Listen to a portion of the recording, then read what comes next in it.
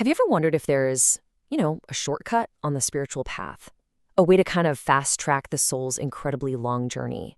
Well, today we're going to dive into a technique that makes a pretty wild claim to be nothing less than evolution's divine shortcut. It's called Kriya Yoga. And what it promises? Well, it's truly staggering. And look, they don't mess around with the claims here. They start at the highest possible level. According to these teachings, a master of this practice can achieve victory over what most of us see as the ultimate finality, death itself. That's a huge claim, right? So you got to ask, how is something like that even possible? Here's the thing. The tradition frames this not as some belief system you have to take on faith, but as a repeatable method, a science of the soul. The whole idea is that this profound potential isn't somewhere out there. It's locked right inside our own bodies, just waiting to be accessed. When you get right down to it, the definition sounds almost, biological. It's described as a psychophysiological method.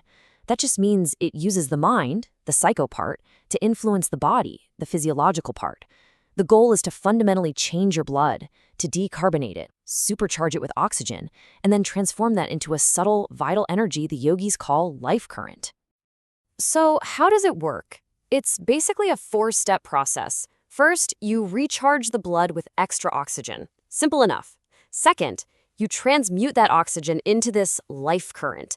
Third, this current then goes on to rejuvenate the brain and the spinal centers. And then the final step, and this is where it gets really wild, is the transmutation of the body's actual cells into pure energy. Now, don't think this is some new age invention. Not at all. The tradition holds that Kriya Yoga is a truly ancient science, one that was known to the great sages of old, got lost for a while, and then was powerfully rediscovered. I mean, we're talking about a lineage that supposedly goes back millennia. They trace its origins all the way back to Krishna in the Bhagavad Gita. It was even known to Patanjali, the sage who basically wrote the book on yoga. But then, for centuries during what the texts called the materialistic Dark Ages, the technique was lost to the world. And then, in the 19th century, it was revived and brought back by the legendary master Mahavatar Babaji. And this isn't just hearsay. Babaji himself is quoted as calling it a revival of the very same science that Krishna gave to Arjuna all those thousands of years ago. So this isn't just a new technique, it's framed as the return of a timeless, sacred technology. So what's the actual mechanism here? How does this work? Well, the secret, according to the teachings, is all in the breath. But it's not just about breathing in and out. It's about mastering these subtle currents of life that flow right along with it. So the teaching goes like this. Our breath is tied to two fundamental currents. You've got prana, that's the cool inhaling breath, and it moves up the spine, controlling growth. And then you have its opposite, apana, the warm exhaling breath that moves down the spine, controlling decay. Our entire life, from birth to death, is basically a constant dance between these two opposing forces. The technique, then, is to mentally offer the incoming breath into the outgoing one and vice versa. By doing this over and over, the yogi learns to neutralize that constant push and pull of prana and apana. And what that does is it just calms the entire system down. And for the first time, it brings the life force itself under your conscious control. Okay, so what happens when you actually get control of this thing? This is where the practice really goes beyond a simple breathing exercise and becomes a radical transformation, one that shifts the body from running on plain old oxygen to running on pure cosmic energy. The results they describe are just extraordinary. By stopping those twin forces of growth and decay, the heart and lungs become quiet. In really advanced states, breathing itself is said to stop entirely.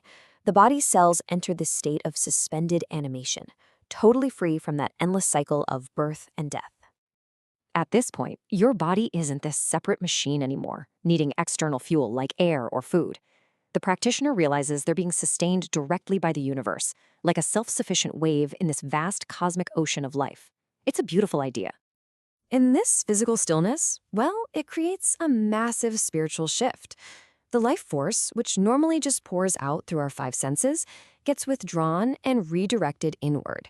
So instead of chasing external pleasures, your consciousness connects with this inner, unending joy. Things like desire, fear, and anger, they just dissolve. The soul, they say, is finally freed from its ties to matter.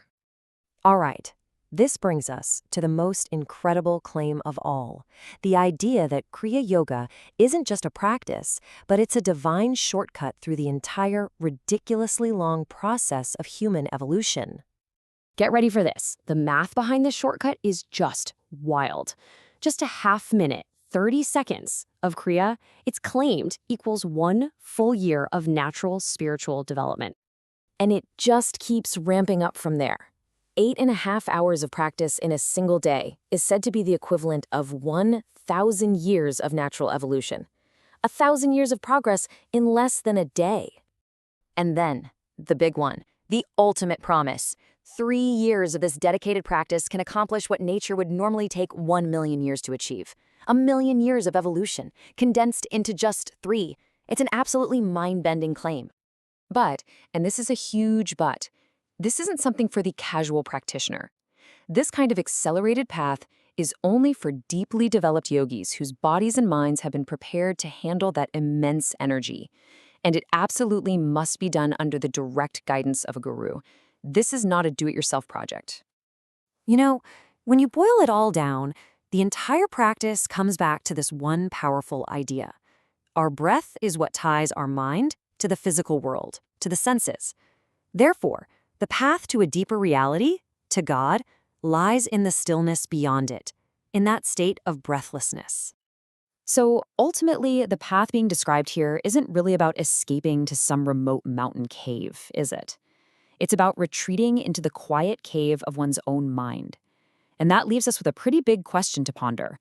Where is true freedom really found?